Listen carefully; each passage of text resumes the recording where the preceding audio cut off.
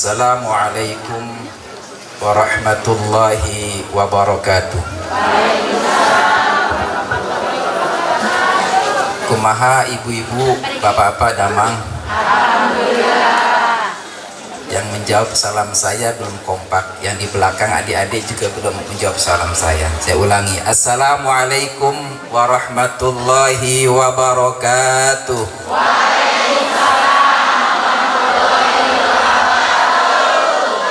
Saya doakan yang menjawab salam dengan semangat dari hati yang paling dalam, semuanya bisa berangkat haji. Amin. Dalam keadaan sehat walafiat. Amin. Dan hajinya menjadi haji yang mabrur. Amin. Alhamdulillahilladzi allafa baina qulubina fa asbahna bi ni'matihi ikhwana.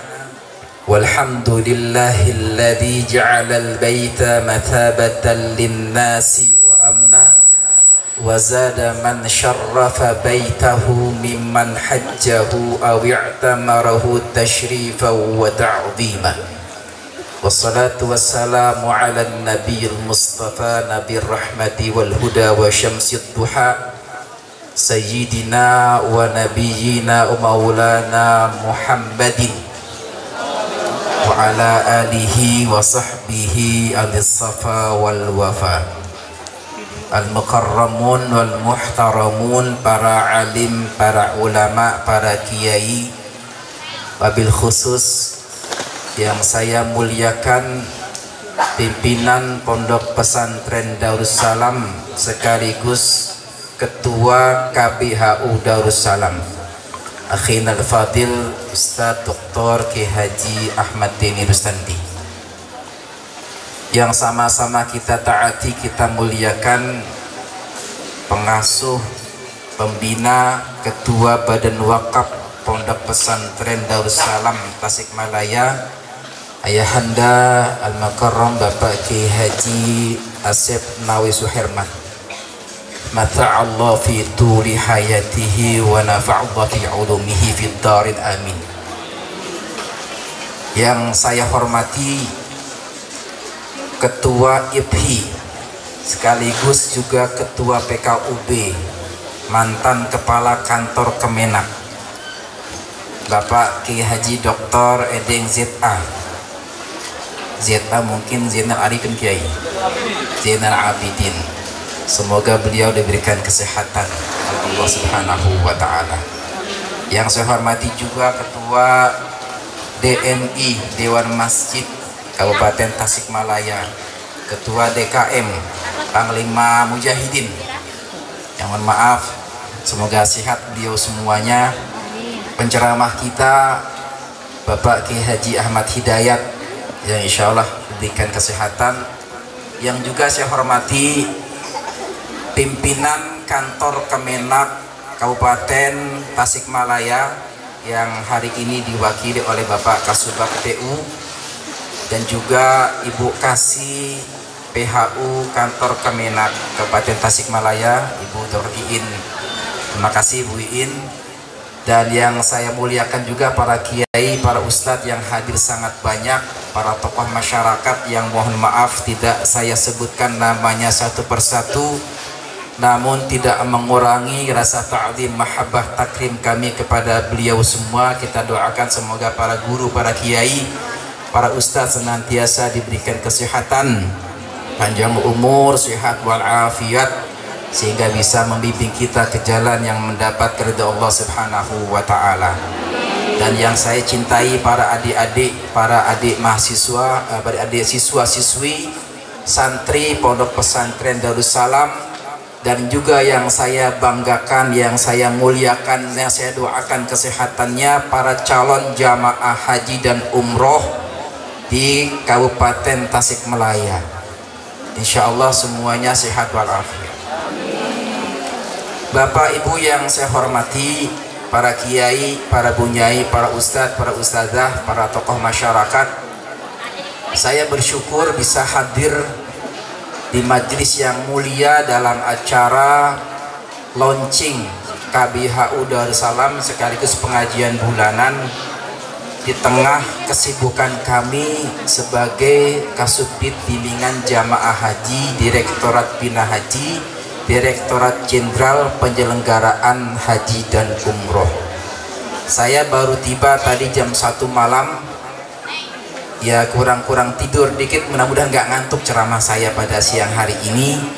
Alhamdulillah berkat doa para kiai, para ibu nyai, para ustadz, para ustadzah di Pondok Pesantren Darussalam, saya bisa hadir pada hari ini dan menjadi saksi launching pembukaan secara resmi kelompok bimbingan ibadah haji dan umroh Darussalam Raja Paloh Tasikmalaya. Tepuk tangan loh. Bapak Ibu yang saya muliakan, mendirikan kelompok bimbingan ibadah haji atau yang kita sebut dengan KBAHU itu mudah. Dengan melihat peraturan Menteri Agama nomor 7 tahun 2023 tentang kelompok bimbingan ibadah haji dan umroh, melihat persyaratan yang dipenuhi tidak terlalu sulit. Oleh karena itu pendirian KBHU adalah hal yang mudah. Yang sulit adalah mempertahankan, memelihara citra nama baik KBHU di hadapan jamaah calon jamaah haji dan umroh. Kenapa demikian? Berdasarkan pengalaman penyelenggaraan ibadah haji, saya alhamdulillah mendapatkan izin dari Allah menjadi kepala sektor Madinah 3 kali dan menjadi kepala daerah kerja Mekah 2 kali, dan pengalaman itu memberikan pengetahuan bagi kami khususnya di dalam melihat sejauh mana pelayanan bimbingan kepada jamaah haji Indonesia baik ketika di Madinah ataupun di Makkatul Mukarramah oleh kelompok bimbingan ibadah haji dan umroh. Ada 2 kelompok dari KBIH di dalam memberikan pembimbingan, pendampingan, pembinaan kepada jamaah haji baik di Arab Saudi ataupun di tanah air dan ketika di pesawat. Yang pertama adalah KBHU yang masuk kategori yang baik, bahkan sangat baik. Siapa mereka? Mereka inilah yang sedari awal mendirikan KBHU niatnya karena Allah Subhanahu wa Ta'ala. Niatnya adalah benar-benar ikhlas untuk memberikan bimbingan, pengetahuan, penyuluhan kepada jamaah haji, baik dibayar ataupun tidak dibayar. Karena secara historis asbabul wurud KBHU ini para kiai di pondok pesantren, para kiai yang ada di majelis taklim mendirikan kelompok bimbingan ibadah haji karena ada kekhawatiran banyak jamaah haji yang berangkat haji dan umroh tidak memiliki bekal pengetahuan manasik haji dan umroh, sehingga jamaah tidak tahu mana yang rukun haji, mana yang wajib haji, mana yang sunnah haji. Berdirilah kelompok bimbingan ibadah haji dan umroh dalam rangka untuk mengantarkan jamaah haji dan umroh ini mendapatkan haji yang mabrur, umroh makbulah, sehingga walaupun tidak dibayar mereka tetap berjalan. Dan kalau niatnya ikhlas karena Allah Subhanahu wa Ta'ala, maka jalannya mudah. Allah berikan kemudahan-kemudahan, termasuk rizki yang Allah bukakan kepada beliau-beliau yang memberikan bimbingan manasik haji dan umroh murni ikhlas karena Allah Subhanahu wa Ta'ala.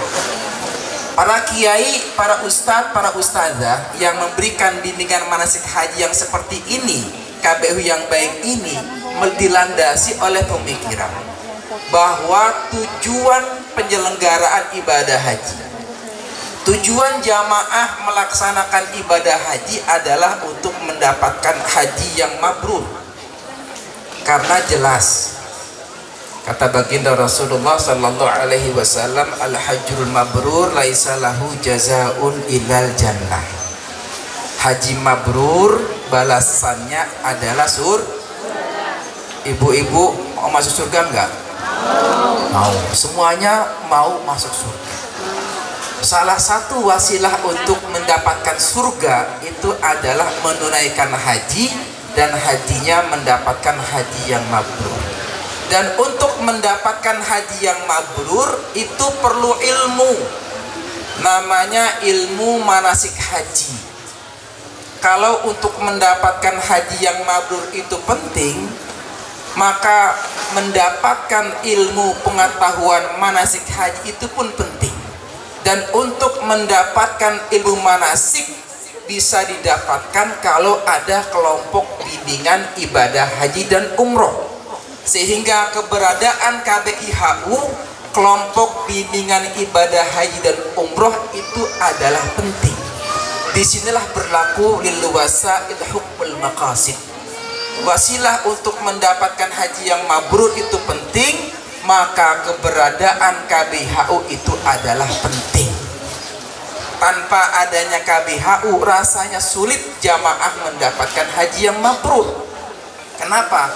Karena Ibnu Rushd pernah mengatakan dalam Zubat mengatakan, fa kullu man bighairi ilmin ya'malu a'maluhu mardudatun la tuqbalu. Orang yang beribadah, orang yang beramal tanpa didasari ilmu, maka ibadahnya tertolak. Bapak ibu sholat tetapi nggak punya ilmunya, nggak tahu bahwa syarat sahnya sholat itu wudhu. Ibu-ibu sholat tanpa wudhu kira-kira sah atau tidak? Tidak sah. Ibu-ibu sholat tanpa niat sah atau tidak? Tidak. Makanya wudhu dan niat sholat itu penting. Untuk mendapatkan sholat yang diterima Allah Subhanahu wa ta'ala, ibu-ibu, bapak-bapak, adik-adik semua harus wudhu dan juga didasari oleh niat untuk melaksanakan sholat. Sama dengan ibadah haji. Jamaah haji melaksanakan haji tanpa niat sah atau tidak? Tidak. Karena antara haji dan umroh itu hampir sama rukunnya, hanya bedanya kalau haji ada wukuf di padang Arafah, sementara umroh tidak wukuf. Tapi rukun-rukun dalam umroh dan haji itu hampir sama, mulai dari niat, kemudian dia tawaf, kemudian dia sa'i, tahallul dan tertib, itu sama. Tetapi yang membedakan apa? Niat. Yang membedakan haji dan umroh adalah niat. Kalau niatnya haji maka dapat pahala haji, niatnya umroh maka dapat pahala umroh. Disinilah pentingnya keberadaan kelompok bimbingan ibadah haji dan umroh. Karena itu tahun 2023, 2024 kami bersyukur. Kami dari Kementerian Agama bersyukur karena tingkat partisipasi, tingkat afiliasi jamaah haji kepada KBIHU itu tinggi. Artinya apa? Jamaah masyarakat percaya dengan adanya KBIHU. Jamaah mendapatkan ilmu yang bermanfaat setelah mendapatkan bimbingan manasik dari KBIHU. Dan alhamdulillah haji tahun 2024 dinyatakan sukses, mendapatkan predikat sangat memuaskan. Ini karena berkat bantuan dari KBIHU. Nah, KBIHU alhamdulillah banyak KBIHU yang baik, yang soleh. Tapi ada KBIHU yang tidak masuk kategori baik, yang bermasalah. Siapa mereka? Mereka yang mendirikan KBIHU niatnya adalah untuk kepentingan duniawi, untuk mencari keuntungan materi. Kalau udah niatnya karena materi, maka ingat kata baginda Rasulullah sallallahu alaihi wasallam, hubbud dunya ra'su kulli khati'ah. Kalau niatnya udah cinta kepada dunia, udah pangkal masalah. Apa buktinya? tahun 2016, tahun 2017, 18, 19, 22, 23, 24, laporan yang masuk, laporan yang kami terima, ada oknum pimpinan KBHU yang menelantarkan jamaah yang mandiri. Ada jamaah bukan kelompoknya tidak mendapatkan kamar. Ini oknum KBHU karena dia punya kuasa, jamaahnya banyak, sehingga dia mengatur kamar jamaah haji, sehingga jamaah yang bukan jamaahnya, yang bukan kelompoknya, itu terlantar tidak mendapatkan kamar. Laporan masuk ke kami, waktu itu saya Kadaker Mekah dan Kasektor di Madinah. Kita kan sudah punya data manifest, data jamaah. Berapa jumlah yang akan datang satu kloter? Katakanlah kloter JKS 1, jumlah jamaah 450. Kita sudah tahu datanya, 450 itu 250 wanita, yang 200 itu laki-laki.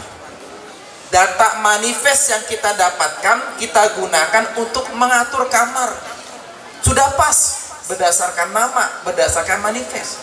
Tapi tiba-tiba ada laporan, ada puluhan jamaah tidak dapat kamar. Ini kan aneh. Padahal sudah kami atur itu. Kamar 1 ini adalah namanya ABCDE. Kamar 2 DEFG. Sudah kita atur semuanya. Clear, semuanya dapat kamar. Tiba-tiba ada laporan, ada jamaah tidak dapat kamar. Langsung kami turun ke lapangan, kami cek ke hotel. Kami berdayakan teman-teman petugas dari TNI Polri.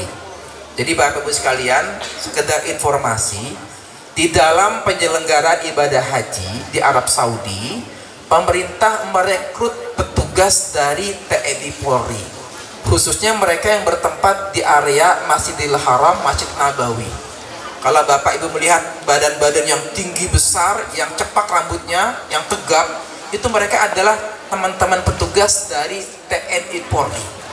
Tugas mereka adalah melindungi jamaah haji dari kecopetan, dari pencurian, atau tiba-tiba jatuh pingsan di area Masjid Nabawi atau Masjidil Haram. Tugas mereka yang menggotong, membawa ke rumah sakit, tugas mereka. Sehingga mereka butuh tenaga yang kuat, yang fisiknya kuat. Termasuk ketika ada jamaah yang dilaporkan tidak mendapatkan kamar. Itu tugas TNI Polri yang kita sebut dengan petugas pelindungan jamaah. Waktu itu saya perintahkan dari TNI Polri mengecek, kenapa ada jamaah yang tidak mendapatkan kamar. Diceklah satu persatu. Berdasarkan data yang sudah kita atur, didapatilah ada kamar yang seharusnya diisi 4-5 orang, itu hanya diisi 1 orang atau 2 orang. Dan itu adalah, mohon maaf, oknum KBHU. Ya, kalau urusannya sudah, mohon maaf, karena ada jamaah yang minta 1 kamar cuma berdua, yang harusnya diisi 4-5 orang, diisi 2 orang, karena jamaah ini, mohon maaf, orang kaya yang bayar kepada KBHU-nya untuk memesan kamar sebanyak 100 juta. Kan lumayan. Mohon maaf, ini oknum ya, mendapatkan untung. Jadi KBHU itu menjual kamar kepada jamaah yang kaya ini, sehingga jamaah yang kaya ini bisa menempati sekamar suami istri. Padahal itu jamaah reguler. Nggak ada jamaah reguler sekamar berdua, itu nggak ada. Ya, rata-rata 4 orang atau 5 orang, tergantung berapa luas kamarnya dan berapa bednya. Nah, atas tindakan ini kami panggil, ya, kami interogasi, kami buat pemeriksaan, dan ternyata yang bersangkutan mohon maaf atas kehilafannya, ya sudah kita tertibkan. Ternyata dia mau memanipulasi kamar-kamar yang sudah kita atur, ya sudah kita atur kembali. Kembalilah normal. Dan ini bukan hanya kejadian tahun 2016, 2023, hampir tiap tahun ada. Inilah yang saya katakan KBHU yang nakal.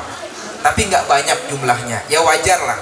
Kalau kata Sekjen DPP FK KBHU, ketika kami laporkan kasus ini, beliau mengatakan kepada kami, Pak Kasubdit, mohon izin, mohon maaf, kami ini Dewan Pengurus Pusat FK KBHU itu kita punya anak KBHU banyak, jumlahnya ribuan. Ya kalau anak kita nakal 1-2 orang itu wajar lah. Sama dengan ibu punya anak 5, kan mungkin ada yang nakal Bu ya. Mungkin satu ada yang nakal atau dua, asal jangan lima-limanya nakal Pak Bu. Kalau 5 nakal itu musibah ya. Kami informasikan saat ini data yang kami miliki, jumlah kelompok bimbingan ibadah haji dan umroh per bulan November 2024 itu jumlahnya 1688 KBHU yang tersebar di seluruh Indonesia. Dan Jawa Barat adalah provinsi yang memiliki KBIHU terbanyak. Berapa jumlahnya? Sebanyak 410 KBHU. Tepuk tangan. Makanya alhamdulillah ini KBHU di Jawa Barat ya jarang sekali ada masalah. Karena apa? Jamaah Jawa Barat jarang ada masalah. Kecuali mereka yang memang mohon maaf karena sudah lupa ingatan, sudah demensia, kadang-kadang kesasar tiap hari. Ke sholat subuh di Masjid Nabawi kesasar, nggak ingat pulang ke hotelnya, mampirlah ke kantor kami ke sektor 4 atau 5 Madinah, kita antar ke hotel. Zuhur, sholat zuhur lagi, kesasar lagi, kita antar masuk ke sektor lagi, kita antar lagi, kita antar ke hotelnya. Asar, sholat berjamaah di Masjid Nabawi, lupa lagi, nyasar lagi, kita bilang ya dia lagi sampai 5 kali jamaah kesasar, terpisah rombongan, lupa hotelnya, itu wajar dimensi. Pernah waktu ketika ini jamaah dari Jawa Barat, saya waktu itu ke sektor 4 Madinah. Kebetulan kita sedang menyambut kedatangan kloter dari jamaah yang lain, yang kebetulan posisi bisnya itu di pintu 7 Masjid Nabawi. Itu kalau pintu 7 itu kan luas, memang untuk pemberhentian bis itu luas. Ada jamaah yang demensia, sudah lupa ingatan, itu lari seperti orang yang kebingungan ya. Kebetulan saya didampingi oleh teman dari TNI Angkatan Udara yang menjadi anggota kami, petugas kami. Saya bilang, coba itu jamaah yang lari-larian itu dipanggil itu. Saya khawatir ini jamaah yang demensia, lupa ingatan. Ternyata betul, ini jamaah yang lari-larian, kita panggil, kita tanya, Bapak mau kemana? Saya pulang kampung. Kemana? Ke Garut katanya. Saya bilang, Pak, ini kita, Bapak tahu nggak, ini sekarang kita berada di Madinah. Kata jamaah ini katanya, ini bukan di Madinah, ini di terminal Kampung Rambutan. Itu bis terima jasa merah-merah katanya. Padahal bis merah itu bukan terima jasa, tapi bis rawahil atau raid. Nah kan bis rawahil itu warnanya merah ya. Nah itu dianggap bis merah itu ada bis terima jasa. Jadi yang jamaah ini mau naik dianggap terminal. Memang banyak bis yang berhenti di situ. Maklum karena sedang menurunkan jamaah. Kalau sekali turun jamaah itu kan satu kloter bisa sampai 8 bis atau 9 bis. Apalagi kalau bersamaan 3 kloter itu bisa 30 bis. Jadi suasananya persis seperti terminal. Makanya wajar jamaah lupa ingatan. Dan itu banyak ya. Makanya haji tahun 2023 dan 2024 kita mengusung haji, tagline-nya haji ramah lansia. Tahun 2025 tagline-nya adalah haji aman dan nyaman dan bahkan bahagia. Artinya Bapak Ibu yang akan berangkat haji tahun 2025 insya Allah akan mendapatkan pelayanan yang prima, karena semakin tahun pelayanan haji semakin baik. Tahun 2022 itu adalah puncak peningkatan layanan haji, di mana jamaah yang berangkat haji tahun 2022 itu mendapatkan pelayanan seperti haji khusus. Ketika di Arafah, ketika di Mina, jamaah sudah mendapatkan kasur dan bantal. Padahal selama ini yang mendapatkan kasur dan bantal ketika di Arafah di Mina itu anak haji khusus. Tapi alhamdulillah semakin tahun semakin baik. Bahkan makan jamaah haji tahun 2024 itu full, nggak ada waktu jeda kosong. Biasanya ketika puncak haji pada tanggal 8 kemudian tanggal 9, kemudian pada tanggal 11, 12, 13 itu nggak ada makanan. Jamaah mengurus sendiri, mencari sendiri. Tetapi tahun 2024 alhamdulillah pemerintah bisa menyajikan makanan kepada jamaah haji kita. Alhamdulillah. Jadi insya Allah haji semakin baik. Dan tadi dikatakan antrian untuk jamaah di Tasikmalaya itu cuma 19 tahun. Ini bersyukur Bapak Ibu semua. Antrian di Tasikmalaya kalau cuma 19 tahun atau 23 tahun, ini termasuk antrian yang singkat. Di Kabupaten Bantaeng itu ngantrinya sampai 47 tahun. 47 tahun, Bu. Jadi kalau ibu daftar sekarang usianya 40 tahun, nanti berangkat pada usia 87 tahun. Mudah-mudahan panjang umur, Bu. Karena rata-rata kata baginda Rasulullah, a'maru ummati baina sittin wa sab'in. Umar umatku kata baginda Rasul antara 60 sampai 70 tahun. Tapi masyarakat Indonesia, calon jamaah haji Indonesia yang mengantri sampai 47 tahun masih bersyukur dibandingkan dengan jamaah haji dari Malaysia. Data yang saya dapatkan dari data tabung haji, Direktur Manajer Tabung Haji mengatakan per 30 Agustus 2023 antrian jamaah calon jamaah haji Malaysia mencapai 149 tahun. Jadi Bapak Ibu bisa bayangkan antrinya kalau daftar sekarang tahun 2024 berangkatnya nanti 149 tahun lagi baru berangkat. Jadi sudah 3 kali mati. Mati pertama umur 50 tahun bangkit. Kedua ya 100 tahun meninggal lagi, bangkit lagi sampai usia 149 tahun baru berangkat. Masya Allah. Dan data antrian jamaah haji Malaysia jumlahnya 3 juta orang. Kenapa kok antrinya sampai 149 tahun? Karena kota jamaah haji Malaysia itu lebih sedikit daripada kota Kabupaten Tasikmalaya. Jamaah haji Malaysia kota yang didirikan tiap tahun hanya 30.000. Makanya kalau pemerintah Malaysia cari hotel gampang Pak, cuma 30.000. Indonesia jamaahnya 241.000. Tepuk tangan dong. Dan ini kota terbesar, kota terbanyak ya yang diberikan pemerintah Arab Saudi kepada jamaah haji Indonesia, sehingga antrian kita tidak sampai 149 tahun. Makanya saya sering berpesan kepada jamaah haji Indonesia dalam beberapa bimbingan manasik haji, kalau Bapak Ibu berangkat haji, tolong doakan agar pemerintah Arab Saudi, Raja Arab Saudi itu menambah kuota jamaah haji Indonesia bukan hanya 241.000. Kalau bisa kuota yang diberikan untuk jamaah haji Indonesia 1 juta, sehingga ngantrinya nggak sampai 19 tahun.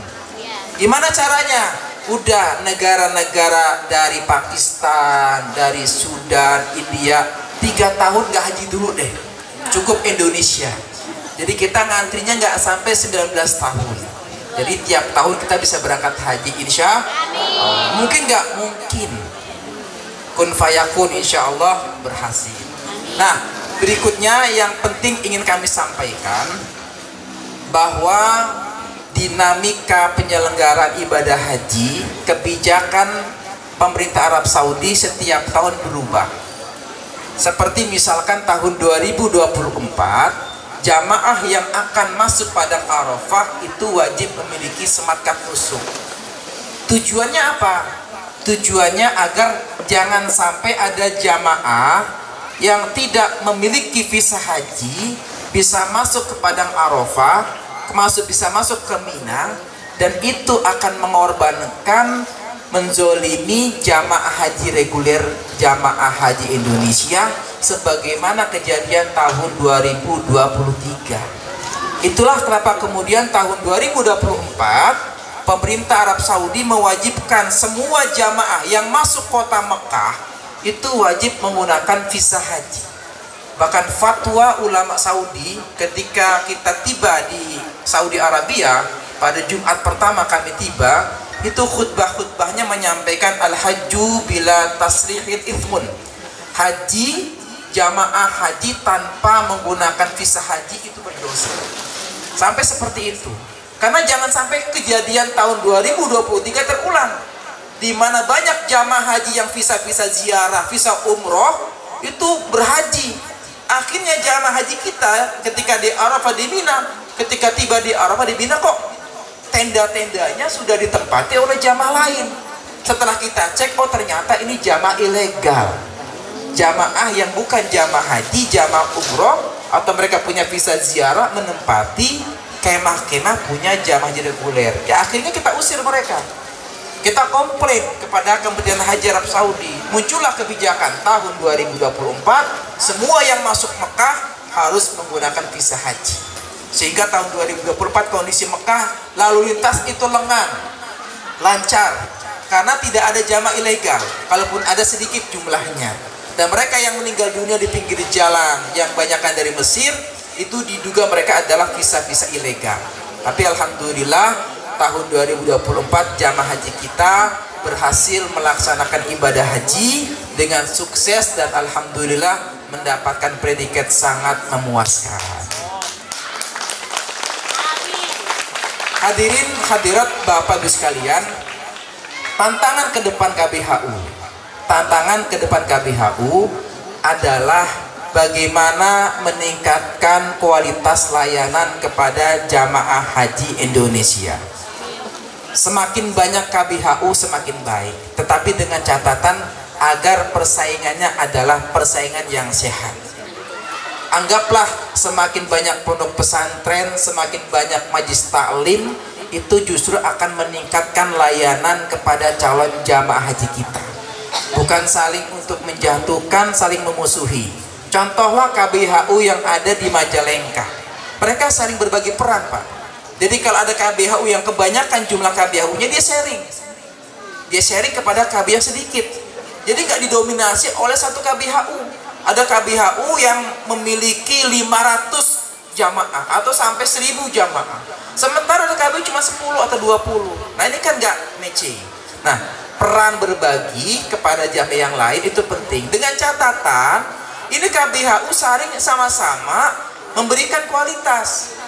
Bisa jadi KBHU-nya jumlah sedikit karena mungkin kualitasnya kurang baik. Apalagi mohon maaf, orientasinya adalah untuk profit oriented, mencari keuntungan. Hati-hati Pak, jamaah kritis. Makanya sekarang KBHU kami menghimbau Bukasi agar KBHU itu kalau seandainya menerima uang dari jamaah, dan itu sah saja. Memang kita atur tahun sebelumnya untuk biaya bimbingan, jasa bimbingan itu 3.500.000. Tahun ini kita tingkatkan. Kita akan anggarkan untuk biaya jasa bimbing KBHU kita patok mungkin sekitar 5 juta. Ya. Tetapi tolong kalau Bapak Ibu memungut biaya kepada jamaah, tolong transparansi akuntabilitas kepada calon jamaah haji. Jangan sampai timbul fitnah seperti tahun 2000 kemarin, 2024. Ada KBHU di Jawa Tengah dilaporkan. Karena ketika mungut uang nggak transparan, sehingga dianggap uang itu dimanipulasi, dikuasai oleh ketua KBHU. Dia mungut uang living cost katakanlah 750 real, tapi nggak ada uraiannya. Berapa untuk katakanlah ziarah, untuk umroh sunnah, untuk bayar dam, itu berapa? Nggak ada. Kebetulan ada jamaah dan dia tahu hukum pengacara. Nah, kritis ini jamaah. Makanya Pak KBHU ke depan ini luar biasa. Bapak Ibu akan berhadapan dengan jamaah yang kritis.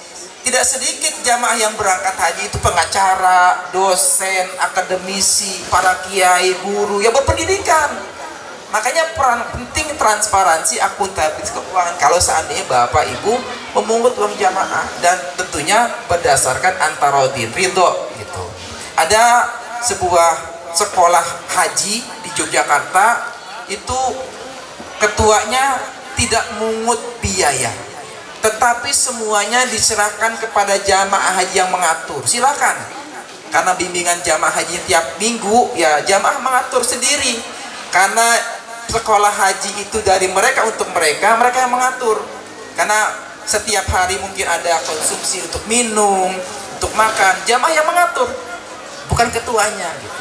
Karena yang namanya uang sensitif, makanya penting transparansi, akuntabilitas, dan keridoan, keikhlasan dari jamaah haji.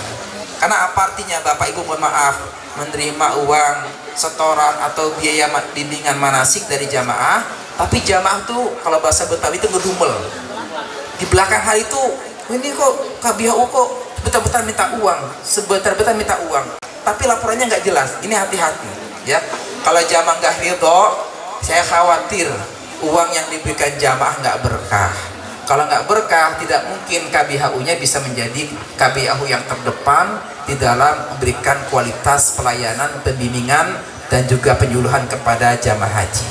Yang terakhir dari saya, karena waktu sudah siang, kami berharap dan berdoa semoga KBHU Darussalam yang hari ini kita launching dijadikan KBHU terdepan, terbaik di dalam memberikan bimbingan, pendampingan, penyuluhan, pembinaan kepada calon jamaah haji dan umroh, dan mengantarkan calon jamaah haji dan umroh mendapatkan haji yang mabrur, umroh yang makbulah.